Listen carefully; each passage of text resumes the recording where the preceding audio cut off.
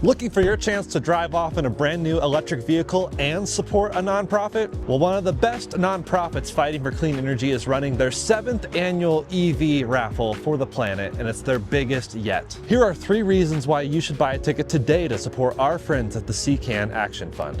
Number 1, amazing odds. For the first time, each ticket gives you 3 chances to win an electric car. Even better, only 10,000 tickets will be sold. Those are great odds. Reason number 2, the prizes are stunning. The grand prize winner gets to pick from 6 luxury EVs. The rugged R1S, the powerful R1T, the brand new Lucid Gravity, the sleek Lucid Air, the bold Porsche Macan EV, or the iconic Porsche Taycan. Yeah, and those are all great cars, and again, you get to pick which one. The second place winner gets to choose from a Volkswagen ID Buzz or a Hyundai Ioniq 5. And there's a third place winner, a Chevy Equinox EV. Even better, the group will cover state and federal taxes. Oh, but what about tariffs? Well, no problem, they cover those too. Reason number 3, the CAN Action Fund supports clean energy nationwide. So you could win a great EV and support a greener world. It really is kind of a win-win. To enter, check out www.evraffle.org. That's evraffle.org, or simply click the link in the description below. Tickets are only $200. Enter to win today. Next to us are 2 new-ish Kia EV9s. However, they are from completely different parts of the world. And we are going to essentially be talking about the new 2026 Kia EV9 and how it compares to the 2024 Kia EV9 that Coleton owns.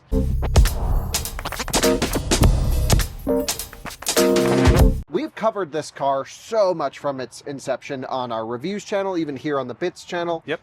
And really, we thought we should film a quick model year 2026 update and talk about the US production EV9. Yep. When EV9 first came out, I remember we went on the first drive event, and the initial batch of cars came from South Korea, and they were like, soon we're going to be manufacturing them in America. Right. And I think that took a little bit longer than expected. Yes. Unlike Polestar 3, was it, where we got the initial cars from China, but Exactly. only a few hundred ever came from China. Right. Then they started South Carolina production. And here, this was like a couple model years of South Korea production, but this is the American-made one. And so, Coleton, tell me a little bit about, before we get into the differences, what it's been like owning your EV9, a quick synopsis on it, what trim level are we looking at here, and then we'll get into the new one in a second. So, EV9 land over here, so basically one down from top trim of the GT line, Come take a look at the we side have of it. over here. Yeah. And it's been a great experience. I would say the biggest negative with this car that we constantly talk about here is software. Software on this car is really, really poor. I wouldn't even call it good. It's just really bad. And that's the CCNC, which Yes. EV9 launched with, which is sort of the updated software. It allows for phone as a key. Yep. It allows for wireless CarPlay and Android Auto. It, you know, it has some features in there, but for example, this car had no EV route planning. You have to pay for like navigation routing stuff. It's really just not a great system. We say that all the time. However, we keep awarding the EV9 as one of the best electric vehicles to buy because for the longest time, it was the only electric SUV really under $70,000 that offered 3 rows. Yeah, absolutely. It's a big value proposition here. Yeah, take a look in the back seat here. You can see great HVAC, fantastic, huge second and third row seats if you stick your head in all the way back there. I mean, plenty of room, Coleton. Yeah, plenty of room. This is our dog car, so my wife drives this car, and she's been loving it, daily driving it. So she came from an ID4, so stepped up quite a bit in size, and she has not looked back. She absolutely loves this thing. You know, she's one of those that loves CarPlay. She can plug it in. She's got, well, doesn't even have to plug it in, starts it up, wireless CarPlay is going. She's got her music on. She's happy as can be. So I think there is a use case for that for sure. Yeah, and I think that's the way to get around the kind of crappy software. Absolutely. And most people are just fine with that. Now, there is a new vehicle sort of in this pricing category from Hyundai, the new Ioniq 9. Yes. And that's also built in America. And we've already done a comparison of EV9 versus Ioniq 9 on our reviews channel. So you can go and check that out. Yep. So we are familiar with this, is what I'm trying to say. Yeah. We've shown this many times on the channel. You have your CCS charging port, days of old over here. If you come and take a look, you've got this not super annoying flap. Oh, dude, more. Look at that. Yeah, I More know. I protective still haven't pulled those material. off. Little dots everywhere. It is unbelievable. Yeah.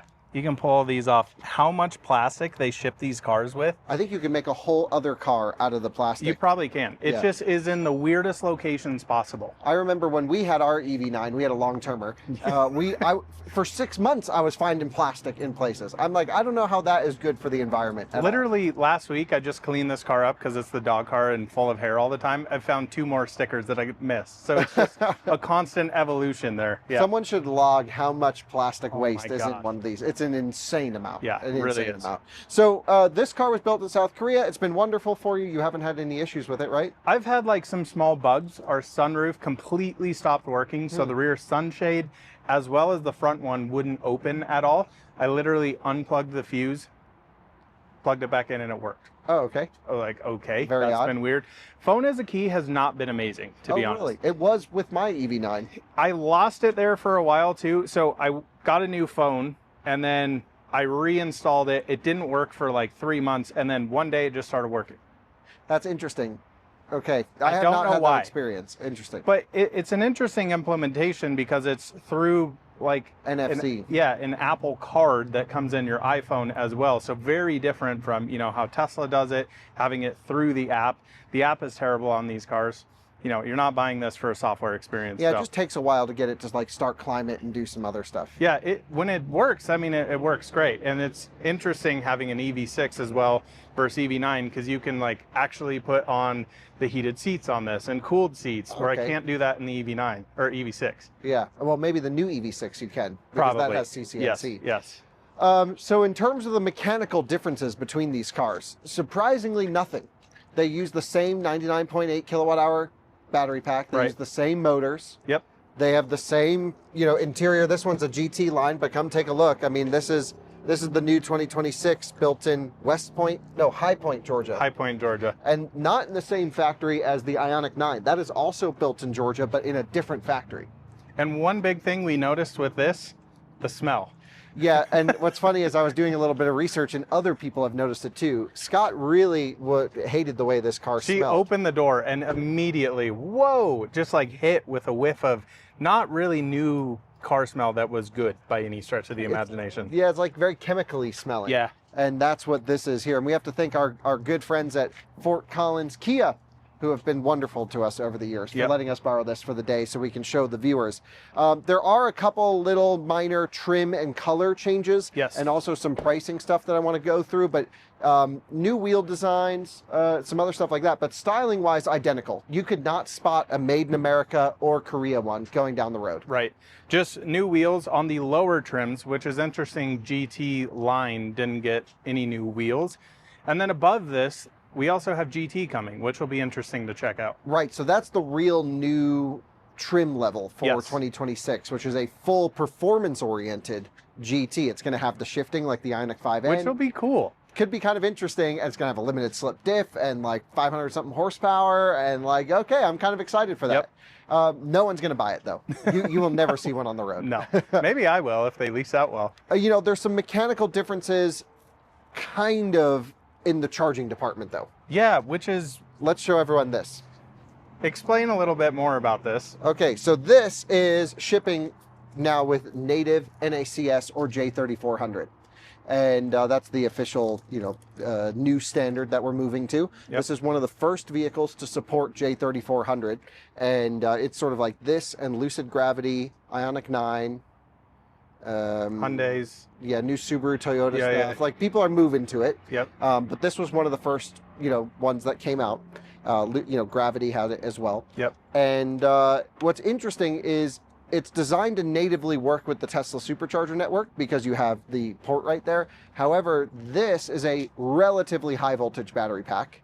Yeah, not Ish. really. Yeah, so the 100 kilowatt hour pack in these is actually lower voltage than the 77 kilowatt hour pack. Right. Which I don't even know if they offer that anymore. No one ever bought it anyway, the small battery one of Yep. these. But that was kind of an interesting option to get the price down. Right. So what's interesting is they need to boost the supercharger output voltage to match the battery pack voltage. So superchargers can do like 450 volt output, let's just say.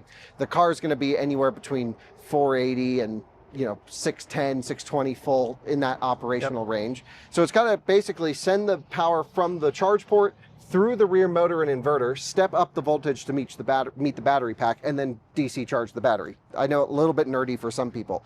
That car supports it as well. Like you can go to a supercharger with that, use an adapter, and charge at 84 kilowatts. Yep, peak. And that's kind of annoying because that's over a 1 hour charging session on that car. By like quite a bit. It's like an hour and a half, 0 to full. Yes. This has been upgraded along with the new port to match Ioniq 9 now, where it will do over 120 kilowatt charging. So to me, that's a real key selling point if you either A, don't have home charging, or B, are going to go on a lot of road trips and want to have the amenities and the pricing that are at Tesla superchargers. Yep, I agree. It seems to me though, I personally would still rather have a CCS port on the car until Tesla does like true native 800 volt charging on V4 cabinets, dispensers, all the stuff in there. It is a bit early, but I think if you're going to own the car for a long period of time, it's only going to get better. And the other thing to keep in mind is many third-party networks beyond just Tesla are supporting NACS now. You know, our friends at Iona have gone hardcore into NACS, having it at every single station. Other folks, BP Pulse is starting to support it, Electrify America is starting to support it, EVgo is starting to support it.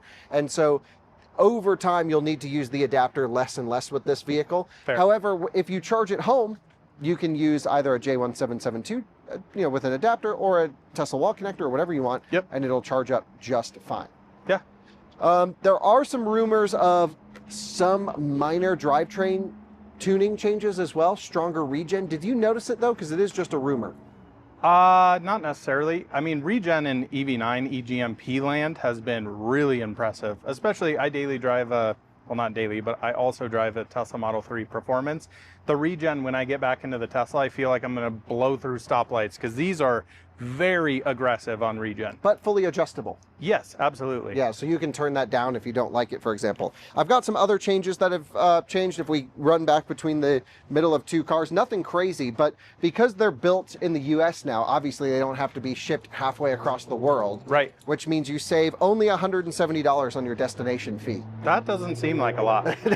I guarantee you it costs more than $170 to ship this thing from South Korea to America. I would agree. So now it's only $1,495. Oh, $1,325. Okay. Down from $1,495. That's still a hefty destination fee. Yeah, it's not as expensive as some, but yeah, that's still pretty pricey. Yeah, the light long range trim basically is $700 more expensive. So little pricing stuff. That's not unusual from model year to model year. Pricing for all other trims remains the same, which is kind of interesting. Yeah, little stuff like you can get front sunroof now on the light long range, which would have been really nice for the trim that we had. Yes. And also the relaxation seat package is no longer available on the Land all-wheel drive trim. Little tiny things. Interesting. Then there's color and trims, new GT line coming, and this is one of the new colors, by the way. This is Wolf Gray, which I think is a great color for the EV9. This looks really, really cool, especially up front. So what's the color on your Seafoam? This is ice green. I just call it Seafoam, but yes. It's a very different color. I don't think it's for everybody. One thing that's really weird is the GT line has black stuff everywhere. Black roof rails, black everything. But came with the silver Kia badge. Yeah, I thought they were doing this with the Nightfall edition. This is an edition that I did. Oh, you changed the badge. These are actually Korean badges from Kia. But I had to order them off eBay. They were very expensive for those. Oh, okay. Well, they should make those black. Totally agree. If you're getting everything else blacked out. Because this is all blacked out now. This is a different color here, slightly darker. Yeah, it's kind of interesting. That's weird. But, you know, I actually wasn't really following this transition too closely. And I thought the 2026 EV9 was a refresh. Well, I thought they were getting the new battery pack that Ioniq 9 had in it. I think that's a little bit of a shame, to be honest. So maybe next year it'll get it, because Ioniq 9 comes with a 10 kilowatt hour larger battery pack, a little bit higher voltage, and obviously way more range and peak charging speed. Yeah. But I still think this is a great value. I do too. I really do, but I do think that they're maybe in a weird transition time. I'm not sure I'd spring for this, but there are some crazy deals on these still. Always. Just call Fort Collins Kia and they'll hook you up with an insane lease deal. Like $299 a month for a land trim is are they still doing it that cheap? Yes. Oh my God. So that's the move. If you live in Colorado, go lease one ASAP, because the tax credit stuff is all changing at the end of September, is the rumor. We don't know 100% how that's going to play out. But ultimately, That's the new EV9. Really, the only difference is built in America, Yep. native NACS, and a bigger booster for low voltage charging on DC chargers, Yep. which honestly doesn't affect that many people because most people just charge at home. Yeah, I totally agree. But I do like the new one's fine. This is also fine. The headrests were different, but that could also just be a trim level change, right? No. So I have noticed this. These have the best headrests ever. These are way softer than this is. I don't know why. Oh, really? I don't know if it's because this is now US built, but that is one difference that I have noticed. The rumor is this should also get EV route planning, like proper EV route planning, but this one's not connected, so we have no idea. Yeah, it seems like it's a pay-to-play type of situation with Yeah. Kia, which they do with everything. Like you have to pay for Smart Park on these. You got to pay for different headlight designs. I know, it's crazy. That's so dumb. I just think that's just, if it's got it in there, just let the customers have it. I There's agree. A few things I'm okay paying for, like software-wise, but not like headlight designs or route planning. Like full self-driving, sure. yeah, pay 'cause for that. That's a real big change. Yes. But when you start saying, how do I get from A to B, that should just be an included feature in the vehicle. I agree.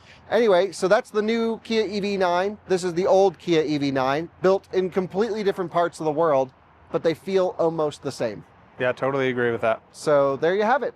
Is it worth going for the new one for NACS? Should you buy a used depreciated one? Should you lease maybe a leftover one of these? Although they were sold out, at least here. I don't think they have any of the old ones, at least at Fort Collins Kia. Yeah, I think they were so popular and the changeover caused a shortage in the market Right. because I think they stopped importing them sooner than expected. And it took a minute to spin up the West Point, Georgia factory. Yep. Yeah, anyway, let us know what you think in the comments. I think, I don't think it matters which way you go. No, I think they're both cool cars. I do like slight new updates like the black roof and things like that. It's cool if you Yeah. want the brand new one. But Small model year change, nothing big to write home about. Thanks for watching. See you in another one again soon.